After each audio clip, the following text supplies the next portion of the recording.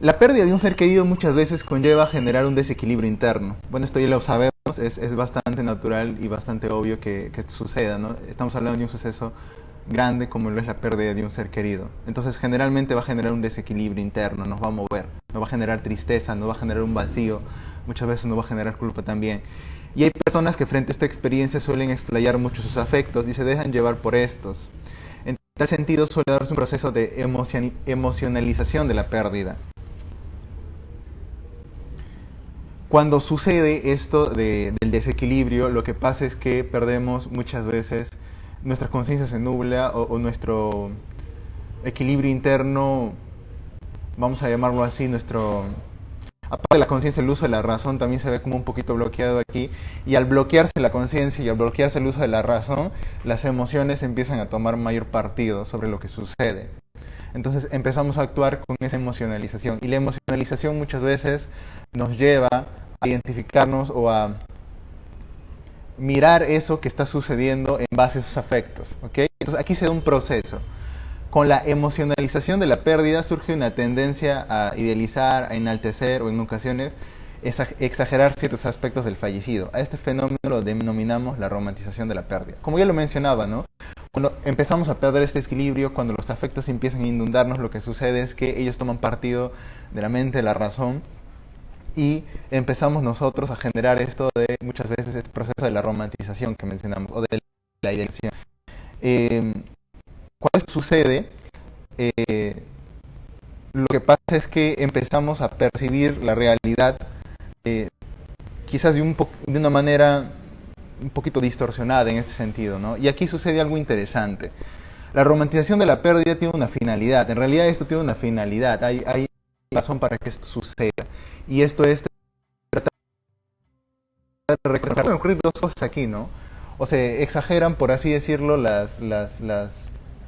si hay sentimientos encontrados con la persona que ha fallecido, puede ocurrir aquí que se genere mucho rechazo, pero en general sucede de que sentimos mucha pena, nos dolemos por la persona fallecida, ¿no? Empezamos a pensar en cuestiones, nos empezamos a preguntar que por qué tuvo que morirse, que por qué ahora, ¿no?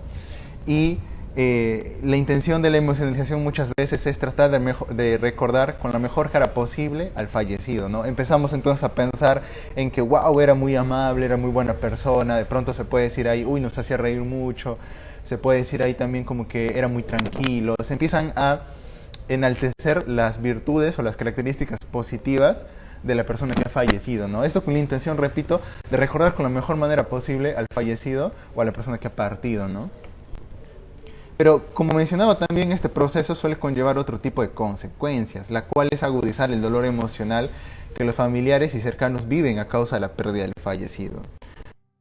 Con esta romantización de la pérdida, con la idealización, con el enaltecimiento de las características, es que al ocurrir este proceso, vamos a llamarlo así, de enaltecimiento, en cierto sentido sucede como una exageración de lo que está, de las características del fallecido, lo que hace es que nos dé más pena, o nos dé más tristeza, o quizás nos pueda dar incluso más culpa el fallecimiento de la persona.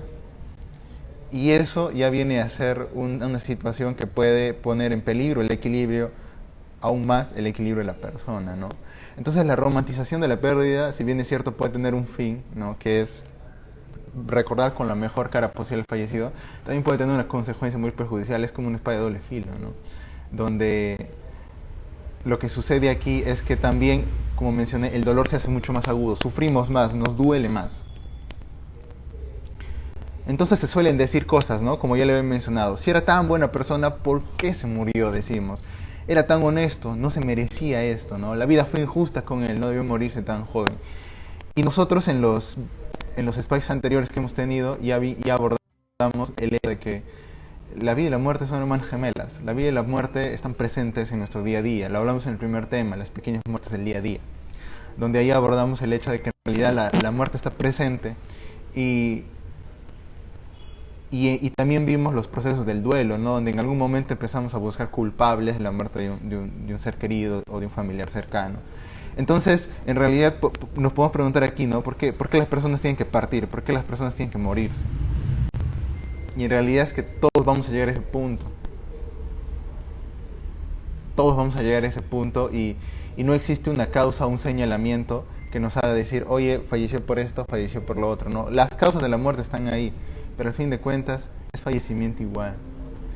Entonces, en la romantización de la pérdida buscamos eso, ¿no? O sea, tratamos o no tomamos conciencia de que la muerte es algo natural en la vida y que en algún momento va a tener que llegar, antes o después. Vamos a continuar. La romantización muchas veces lleva al individuo a percibir como injusta la muerte, que es esto que estoy mencionando, ¿no? Pero el percibir injusta la muerte o la pérdida es causada por la falta de conciencia sobre la muerte en nuestra vida, ¿no? Las personas que perciben a los fallecimientos como injustos, detrás de eso muchas veces hay una falta de toma de conciencia sobre esta realidad que es la muerte. Si cada persona de pronto, vamos a asumir que trabajase sobre la conciencia de la muerte, lo que sucedería aquí es de que cuando llegue un suceso así en nuestra vida, lo tomaríamos de mejor manera, lo asimilaríamos de forma, por así decirlo, más sana, ¿no? Entonces, si esto no pasa, vamos a percibir la muerte muchas veces como injusta, vamos a buscar culpables, vamos a buscar responsables, de pronto vamos a iniciar un proceso ahí de desquitarnos con la vida o con las situaciones. Y la romantización lo que hace justamente es eso, ¿no? Engrandecer el dolor de la pérdida, que ya por de sí es grande. Entonces, la romantización de la pérdida, ¿qué nos lleva? A sufrir más algo que ya por de sí es doloroso. Por eso es importante abordar este tema. Entonces, ¿qué hacemos para quizás prevenirnos de la romantización de la muerte? ¿O qué hacemos si vemos a alguna persona en nuestro entorno que está entrando en un proceso de romantización de la pérdida, donde ensalta eso y vemos que el sufrimiento se hace mayor? Lo que hay que hacer aquí de pronto es, en la medida de lo posible, tener una imagen real de la persona que ha partido, ¿no? Se mencioné hace rato de que solemos enaltecer solamente las virtudes muchas veces y dejamos de lado que el tema de pronto los defectos, de los errores, ¿no? Y en realidad lo que forma la imagen real de un ser humano es verlo con su parte lumínica, con su luz y con sus sombras. Todos tenemos luz y sombras. La luz viene a ser nuestras virtudes y las sombras vienen a ser nuestros defectos, nuestros errores que hemos cometido en la vida. Entonces, la forma de evitar la romantización es justamente tener una imagen real de la persona. Sí, vamos a recordarlo de la mejor forma, pero no olvidemos que fue humana. No olvidemos que también esta persona ha sido perfecta, ¿no?